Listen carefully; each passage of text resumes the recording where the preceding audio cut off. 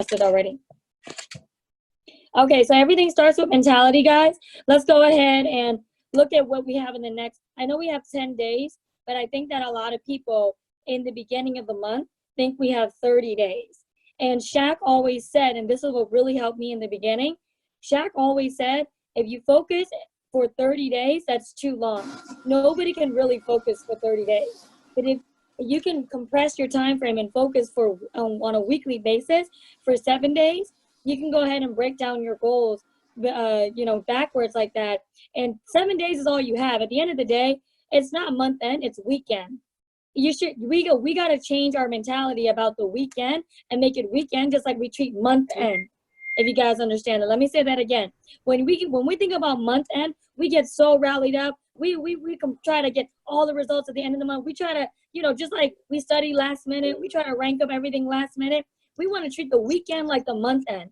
Not a weekend like we're going out, but a weekend like let's press. We're pressed for time right now. We don't have as much time. And on Friday night, you should be like, dang, I'm at 0. I'm at 1 app. I'm at 1 recruit. I need to get some more. At the beginning of the week, Saturday today, that begins the week, you got to be thinking like, what can I get today by Friday? What can I get today for the top of the top hitters here, like Donald, like Alex? I mean, we got to be thinking what we can get by tonight. So it's not just the month. It's not just the week you start with, but it's the day as well. What's your goal for the month? Okay, break that down backwards. If it's 10 by 10, let's get 3 by 2,500 a week, 2 by 2,500 a week. You do that a week, you're going to get that in the month. Your daily goal and your daily activity should be worked backwards too to align with that.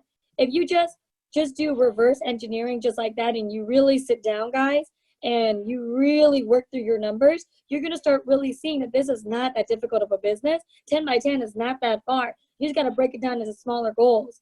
So how do you make sure that your new people are focused? When we bring on a new person, how do we make sure that we get them focused? And I want to use Bao as an example because she's got a superstar Andrew on her team right now. He's brand new, not licensed. This guy, you know when you've got the people that want to win. I wouldn't say the right people yet because we don't know if you're the right person until you get really fully licensed, okay? And Bao's taking her Series 63 on Monday. So, we don't really know if you made the whole team yet until you got your whole license. But Bao's got the superstar that she's attracted because of her activity. She attracted this guy, and now he wants to be on virtual office with her. He's doing work sessions with her every single 24 hours. I think that's really important for us to really understand. That is a non-negotiable. When we have new recruits, they don't know how to act. They don't know how our system is. We have to be somewhat of their boss, even though we're not their boss. We got to treat them a little bit as if we are their boss. We got to do work sessions every single day because you are the best on your team from you down. You are the best on your team from you down. So your new people got to be with you 24/7, 24 hours. They're not doing anything but sitting on their couch anyways, guys. And even if they got a job, they got their $1 an hour job. This is way better than that. This is way more opportunity than that.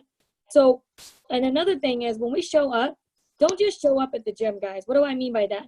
Some of us show up Saturday morning religiously, but then we get out Saturday morning and we don't even pick up the phone to set up an appointment.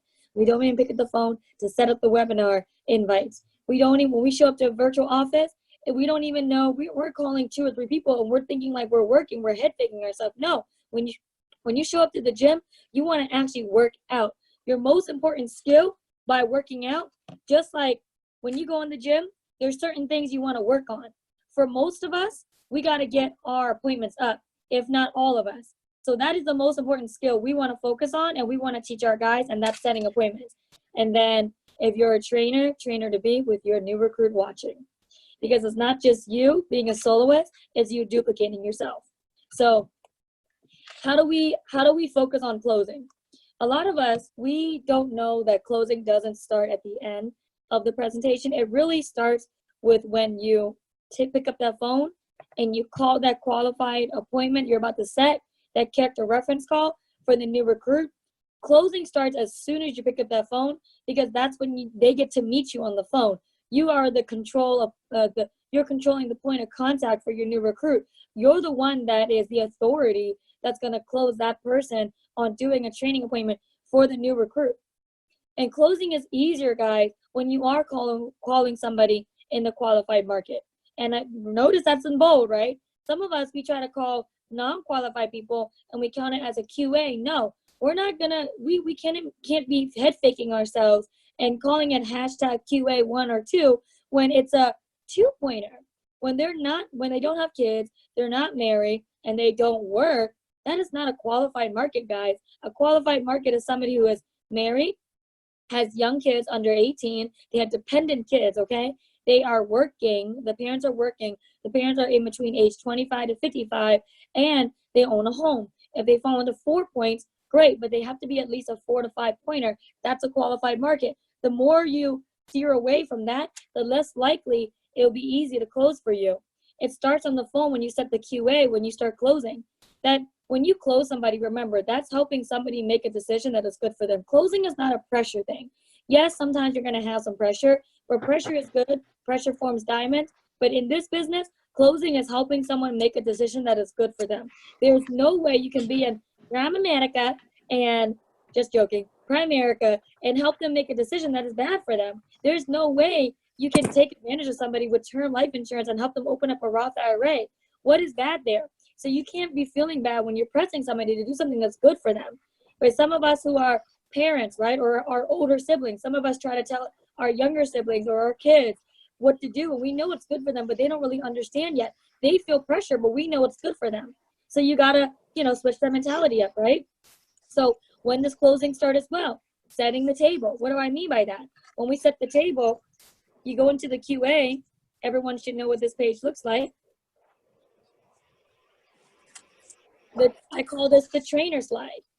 When we talk about the excitement, the value, the partnership, why? Those are what we call seeds we throw. You're setting the table. We're setting the expectations for the new person that we're meeting with, the QA and the recruit. The recruit is just watching. They don't know what to take notes on. It's your job to set the table and teach the new recruit how to do that, so that when this QA is doing a training appointment for the recruit and we try to close at the end, we're going to close mode. They're not going to hit us with, I thought this was just a training appointment. No, remember, at the beginning, we say, hey, if you saw any value for yourself, we would definitely appreciate the opportunity to earn your business the right way. So when you guys are going through excitement, value, partnership, and you should be training somebody right next to you, but if you're not, still go through it. Excitement, value, partnership. That way the QA knows what's to come if it's appropriate. The other thing is when I really feel like a good closer, a great closer in the field knows how to transition. And what I mean by that is when you're just presenting, you can tell when somebody is new at presenting. And this is not good or bad. It's just, you're either new or you're a veteran at presenting. And I see that the patterns with veterans, we make the presentation a conversation by the transitions that we make from slide to slide. If you learn how to really connect each slide to the next slide and make the presentation a conversation, and it just flows, and it comes with practice, you're not going to do this and be good overnight, guys, but with practice, perfect practice makes perfect. However, you got to practice. You actually got to be on appointments. Another factor, story, sell, facts, tell. Many of the new presenters, right, many of the new soloists, all we do is we try to tell facts. But the veterans, we've learned how to tell stories. Now, for those of you guys who are new at presenting and new at training, pay attention to your trainer. Pay attention to the stories that your trainer is talking about. Really write down the hot points of those stories. If you don't have a story yourself, you don't have to say, I have a client. You can say, we have a client. Why? Because that's true. We do have a client in our company that dealt with this situation. So borrow that story, and instead of saying I, say we. We're a team at the end of the day anyways. And never forget, ask for referrals. Never leave a QA without asking for referrals. At the end of the day, did they find value? They say yes. Did you make them feel comfortable? They say yes. All this stuff, this need to go in there. Did you answer all your questions? Did I answer all your questions, regardless of whether or not you asked them, Mr. and Mrs. Client? Yes. Well then, if you saw value, if I answered all your questions before they even came up, and you felt comfortable with me, then why don't I deserve any referrals? That's the mentality you gotta have. So you're always closing on everything, guys, no matter what. So let's talk about ways that can help you close. So in the presentation, you're throwing seeds and you're trying to figure out information, and you're doing what's called data collection. throughout the whole presentation. So there's only a couple of pages that really are gonna help you, because a lot of people, they don't really need all the slides. And I'm not telling you guys not to use all the slides. Use all the slides because you want to be duplicatable. It's a conversation. But there's a couple slides here in the presentation that are really, really, really important. For example, this slide right here, compound interest. There is no way that you can mess up this slide. This slide has to be pitch perfect. When you do this slide, how do you do this slide? How do you present the slide so that the client can admit that they do have the money for later on when you do work on closing them to move forward? Well, Mr. and Mrs. Client, let's say $200 for an example. Shay, if you can role play with me. So Shay, let's take $200 for example. By the way, is $200 a lot of money these days? Not really. No, you can't pay rent or mortgage with it, but if you lose it, it's a lot, isn't it? Absolutely, yes. Yep. Now, if I tied you to a lie detector test and asked you how much do you think you spend unnecessarily on, silly things like chips, soda, coffee, Amazon, things you don't need to buy, but you do just because you can. How much would you say you spend on an average daily basis? Probably about $10, $10, $15, give or take. $10, $15? Okay. Mm-hmm. So let's say you take $10 to $15. Well, on the low end, $10 a day. Sorry, advertisement. Are you a day. Trump supporter? Are you a Trump supporter, say? Okay, let's not switch trainings. So $10 a day. Let's say, Shay, you take $10 a day times 30 days average in a month, right? Mm-hmm. That's $300, isn't it? Wow, yeah. That means, though, you could save $200 a month if you really put your mind to it, couldn't you? I could, yes. Right. Now, let's say you did take that $200 a month and you save it under your mattress for 35 years. That's $84,000 that you just saved under your mattress, right? Mm-hmm. But if you invested at 3%, it's $148,000. And then you guys go on and on and on with the presentation. Why is that important for me to talk about and role play with Shay? Because I feel like it's from experience now, in hindsight, both me and Shay know, if you don't ask that question in the beginning, what are they going to tell you in the end? What they can tell you in the end that's going to be harder for you to overcome if you don't do this? Oh, I can't afford it. Oh, it's not in my budget. I'm not saying that it's not in their budget, but if they said they waste $300 a month, like Shay gave in his example, and I said, Shay, that means you could save $200 a month if you really put your mind to it, couldn't you? And Shay says yes. Well, she just told me in the beginning, way in the beginning, that she can take that extra $200 and put it towards protecting her family. She's closing herself before I even get to close her. She's giving me a reason to help her make that decision. All right, guys, hopefully that makes sense. So that's compound interest. Do not mess up on that slide. That slide has to be pitch perfect. That's like, you got to hit on that no matter what. And it has to be exactly just like that. Why? Because some people, we may not go out. And we may not go out as much because of the quarantine. But hey, we know Amazon is shooting up in their valuation of their company right now. Not selling Amazon, but we know how many people, including some of us, are on Amazon just buying stuff just because we can. I know some of you guys are laughing right now. Okay, so next slide, the disappearing man. Okay, I kind of call it kill the husband, but don't say that to the client, okay? Because, I mean, that's just what it is, right? So the disappearing man.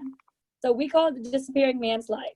In this slide, you really give a visual, and when you have QAs, guys, and this is a tip, I had a QA yesterday. I got a max case, and the wife and the husband, they were kind of walking around in their house, cleaning up, but they were paying attention with their ear. This slide is, if not the most important slide when it comes to visualization, because when they see that in their mind, their husband passes away, their spouse passes away, that's a lot more impactful and helpful for them to understand the importance of protecting their family instead of them not seeing it. Them just hearing it is not enough. You gotta ask, hey, Mr. and Mrs. Clyde, if you can have your wife come over to the slide really quick, or to the screen really quick. I'm not really able to hear her that well. You can use it as an excuse. That's what I did yesterday.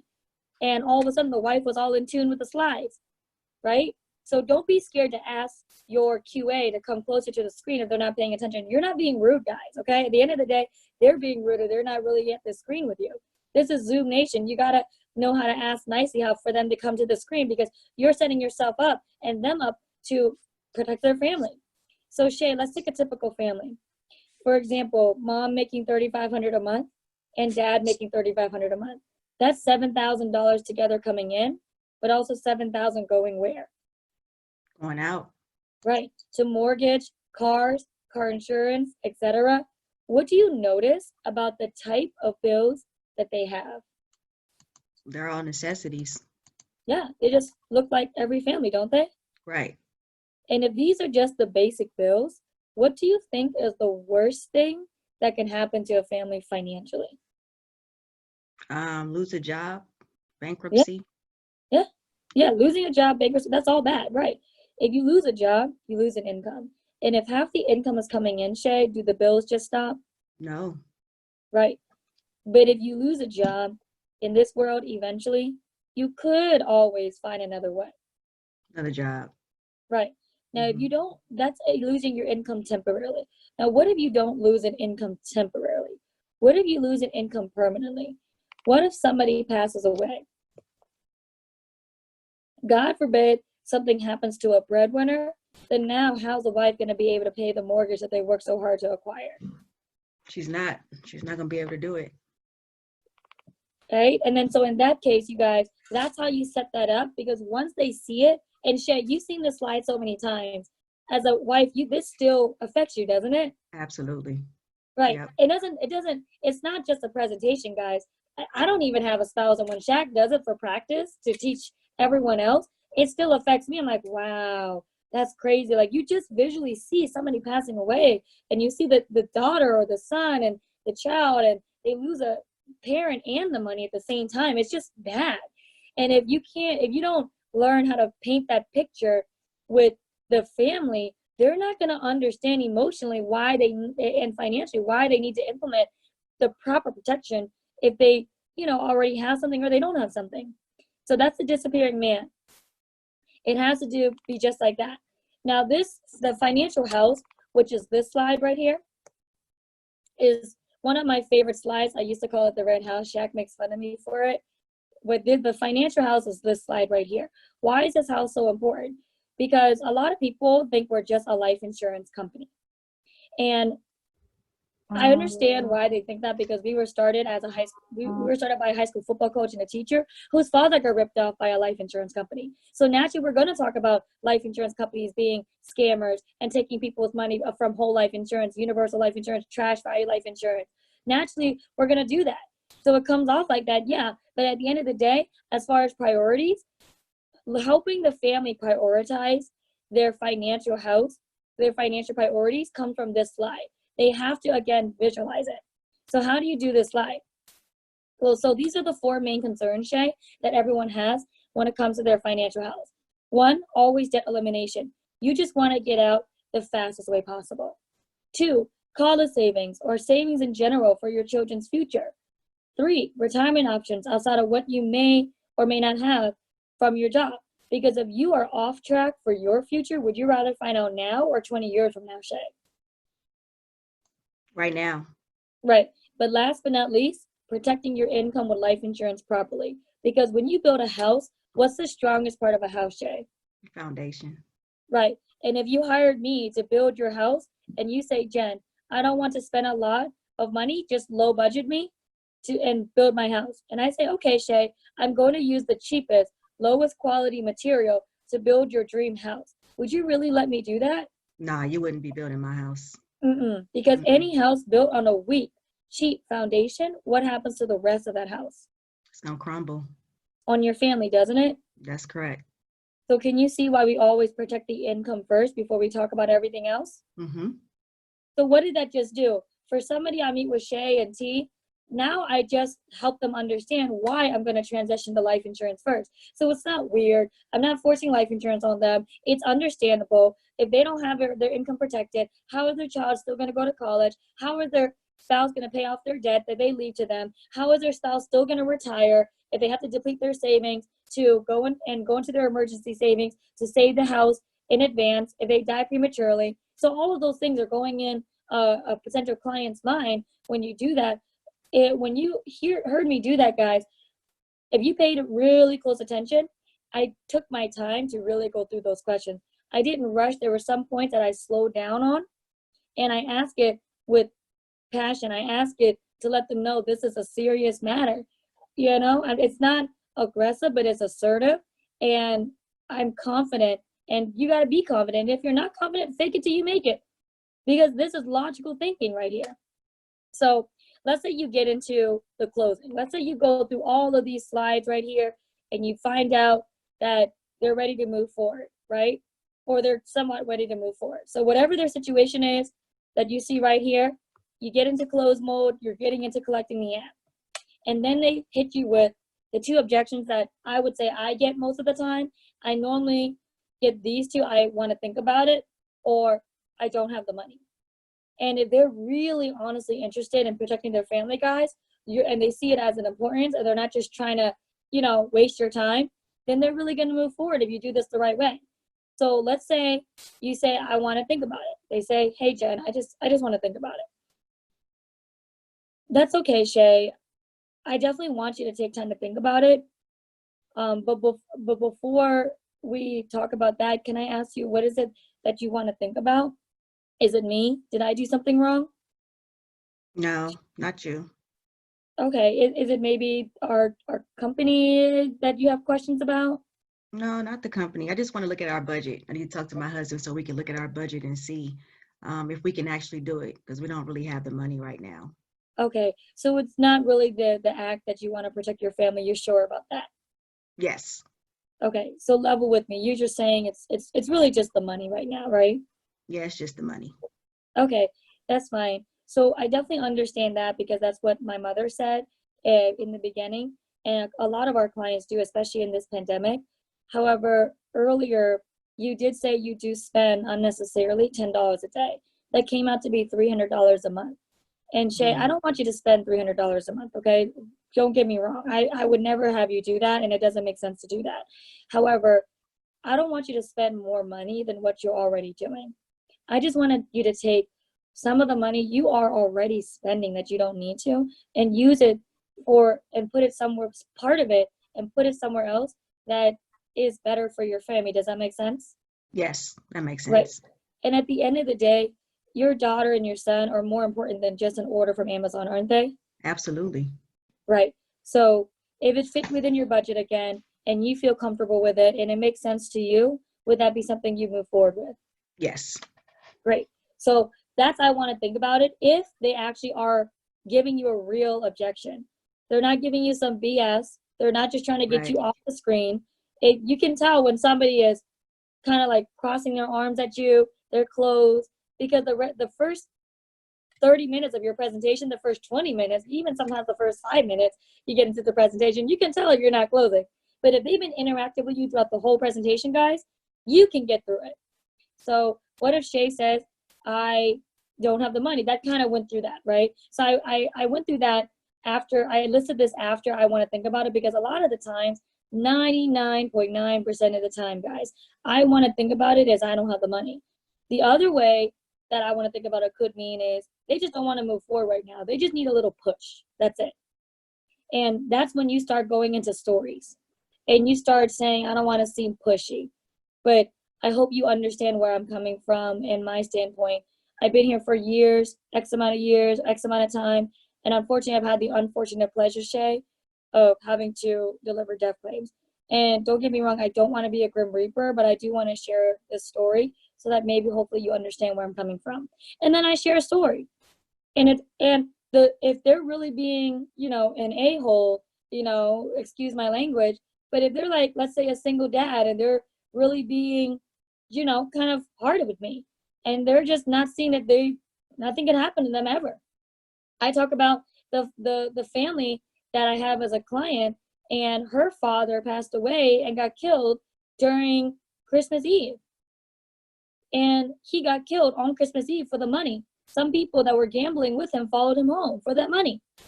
The family, the widow with a 10-year-old daughter and her younger sister, had to knock on doors on Christmas Day, guys, to knock on doors to collect money. The GoFundMe wasn't there that day. That didn't exist. And people were slamming doors in front of their face.